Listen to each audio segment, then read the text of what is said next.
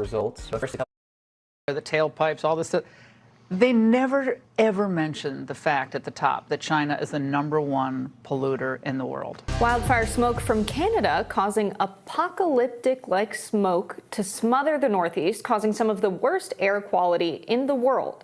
It's also fueling some conspiracy theories. While the official explanation for what sparked the haze is lightning striking unusually dry forests, the theories range from space lasers, Antifa arsonists, the deep state cabal going scorched earth, and even aliens? Meanwhile, here's what Fox News commentators had to say regarding the health warnings around the smoke.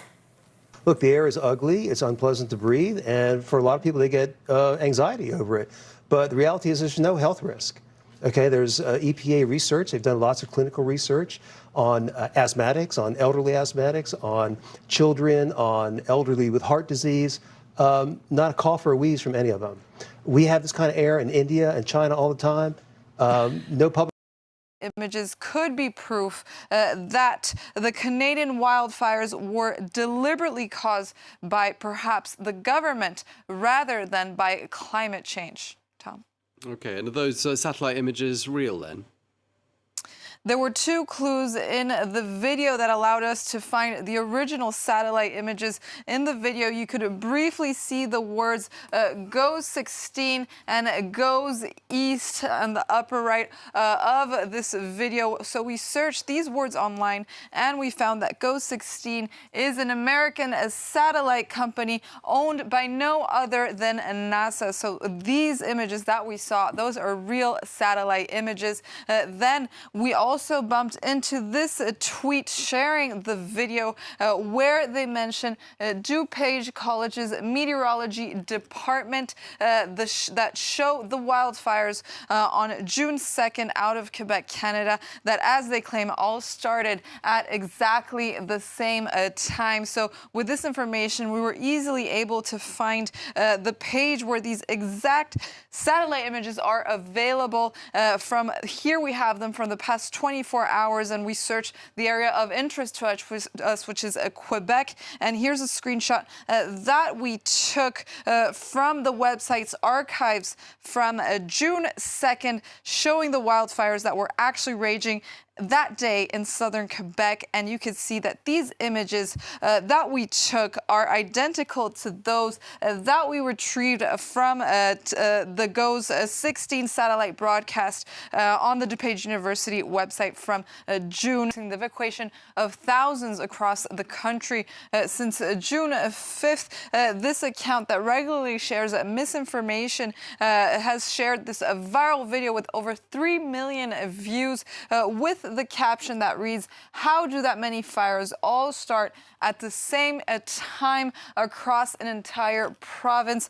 So here's the video where we see these satellite images showing these fires in Canada spreading all at exactly the same time, which, according to this user and to other conspiracy theories, from June 2nd, showing the wildfires that were actually raging that day in southern Quebec. And you can see that these images that we took are identical to those that we retrieved from the GOES 16 satellite broadcast on the DuPage University website from June 2nd. Okay, so how do we explain the fact that these fires all started simultaneously or all in one day, it would appear?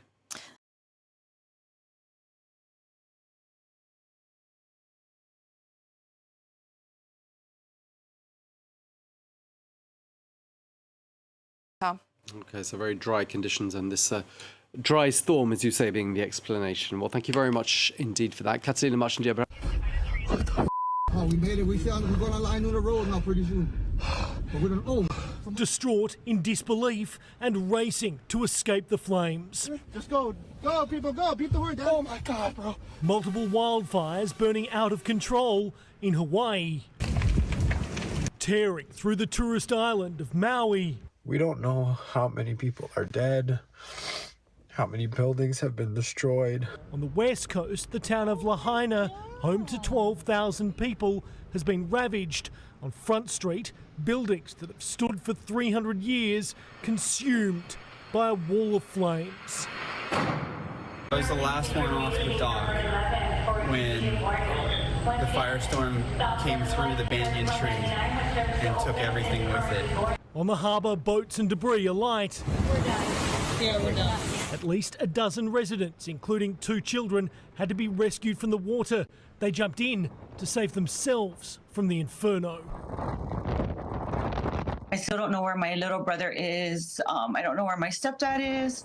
Everyone I know in Lahaina, their homes have been burned down. The fire here is being fueled by Hurricane Dora. That's brought 130 km/h winds. And phone towers have been toppled by the gusts. In a desperate situation, help is increasingly difficult to get. Communication has been limited and poor. Cell service has been down. In fact, 911 is down as well. Our hospital system on Maui, they are overburdened with burn people out of Maui to give them burn support. How are you feeling, sir? Right now, I'm just happy. Nationwide issue at this point. Yeah, we need help. A lot of help. We got to get people down here.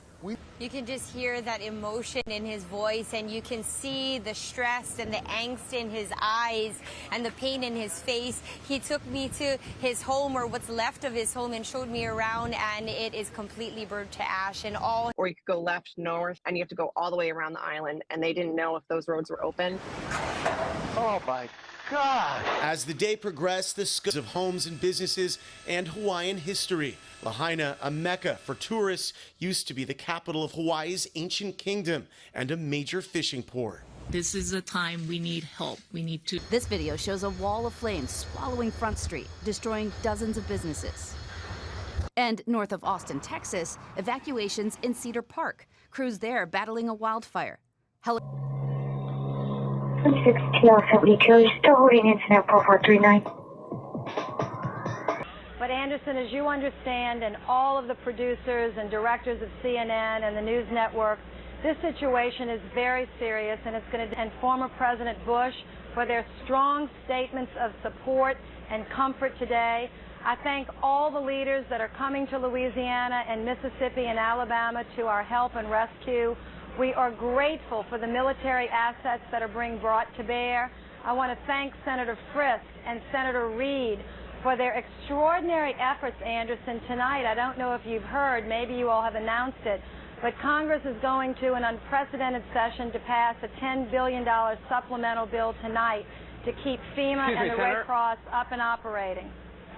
Excuse me, Senator, I'm sorry for interrupting. I haven't heard that because for the last 4 days, I've been seeing dead bodies in the streets here in Mississippi, and to listen to politicians thanking each other and complimenting each other, you know, I got to tell you, there are a lot of people here who are very upset and very angry and very... There was a body on the streets of this town yesterday being eaten by rats because this woman had been laying in the street for 48 hours, and there's not enough facilities to take her up.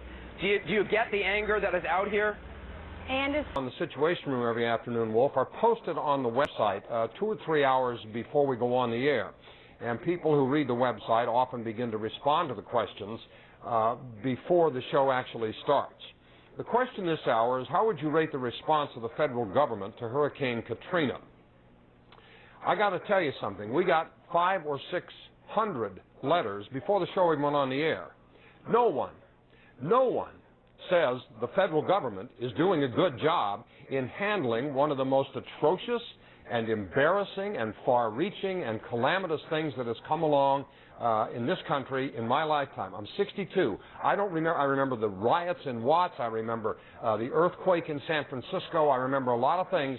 I have never, ever seen anything as badly bungled and poorly handled as this situation in New Orleans. Where the hell is the water for these people? Why can't sandwiches be dropped to those people that are in that Superdome down there? I mean, what is going... This is Thursday.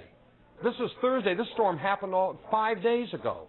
It's a disgrace, and don't think the world isn't watching. This is the government the taxpayers are paying for, and it's fallen right flat on its face, as far as I can see, in the way it's handled this thing. We're going to talk about something else before the show's over, too, and that's the big elephant in the room, the race and economic class of most...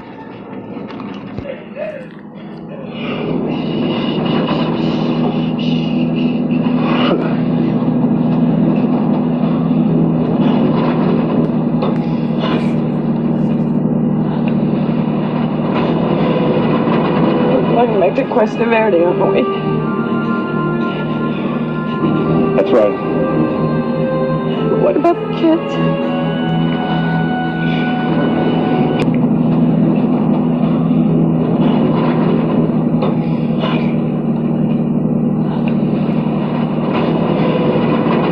Going back to Cuesta Verde, aren't we? Over here off Cuesta Verde, at the side street from Fairview, behind me it looks to be what was once two homes right next. Both of them nothing more than ashes, a chimney, mailbox. That's it. It's all burned, and it just continues to burn. We're over here off Cuesta Verde at the side street.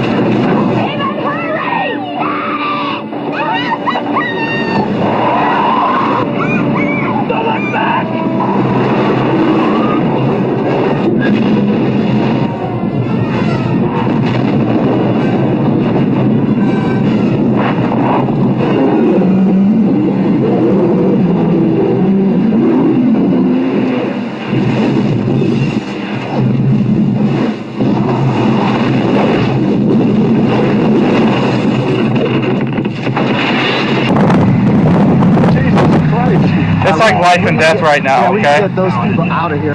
Sir, I'm scared. I know, this is absolutely terrifying. Fuck. You cannot go over there. Everything's on fire right now. Oh my God. You have to go southbound. You got to get out of here. Okay, go. I am. I'm out of here. Thank that you. way. Get out, and certainly CAL FIRE does not recommend anyone do what that man did. He said he decided to stick around in part because he has a little bit of firefighting experience in his background, but still, it was a very dangerous and risky choice that he made.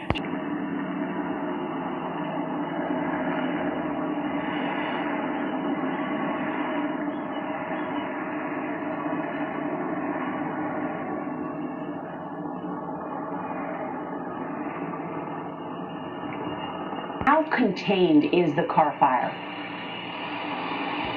Yesterday, a few fire tornadoes within this area that moved vehicles around, broke windows out of the vehicles. That kind of tells you the ferocity and just the aggressiveness of this fire that came through this particular area. There was very little warning because of the speed of that fire picked up so dramatically. Scott, put this fire in context compared to others that you've seen or others we might have heard about in other places.